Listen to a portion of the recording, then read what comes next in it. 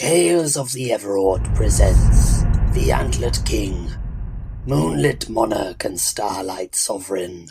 Before all others, there was the Antlered King, for he was first to walk the world of Tyr. From the time before he had come, and it is said that with him came the wisdom of ages.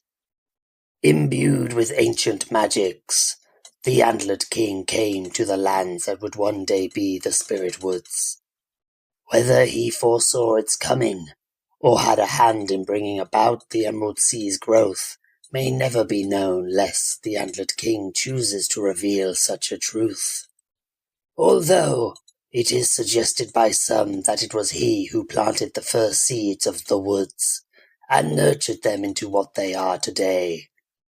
In those times, before even the awakening of the storm giants, the Antlered King did not yet wear the shape of a great white stag. He was as the stars and the moon, and moved upon their light as a leaf might the waters of a river. Without concern, he travelled to and fro across Tyr, and learned much of the lands that were to be his home. With the filling of the oceans and the rising of the mountains, the Antlered King went into the east, and there cast off his cloak of stars and became as he is known now, for the Spirit Woods had grown to eclipse much of those lands. Birds and beasts had awoken in his absence, along with the arrival of other spirits from the time before, and sensing their need, the Antlered King became both their teacher and guide.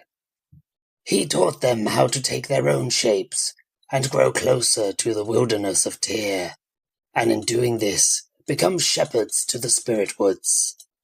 A time of undisturbed peace fell across the east, and the Spirit Woods were a haven to all who would rest beneath its crowns. The spirits, during this time, became as much of the Spirit Woods as they were of them, and the magics of both went into the ground and out into the wider world. The lands bordering the Spirit Woods were enriched and flourished in ways unseen anywhere else in Tyr, and to those lands came a young people.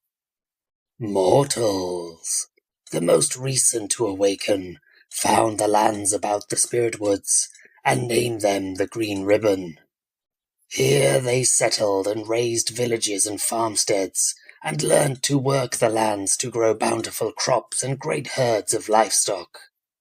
From the shade of the Spirit Woods, the Antlered King watched and pondered on the future for mortals. They were indeed young, but showed promise, and he held hope for them as he did all things of the world born. In time, he would go to them and welcome the mortals to join with the Spirit Woods. Alas, did the Antlered King not reckon on the capricious nature of mortals? And when they came with axes and fire to take of the Spirit Woods, he saw the darkness in their hearts revealed. To defend that which had taken an age to nurture, the Antlered King called the woods to battle, and it did answer with its wrath. The battle of fire and fields would be a dark day for all, the mortals being banished to lands far off. The Green Ribbon blighted by the Antlered King in a bid to end the bloodshed, and the spirits forever distrustful of the wider world and those who dwelt upon it. Yet, despite his wariness of outsiders and his rancor towards mortals, the Antlered King is still a wise and noble lord, and he awaits the day when the grievances of the past may be buried and peace reigns once more.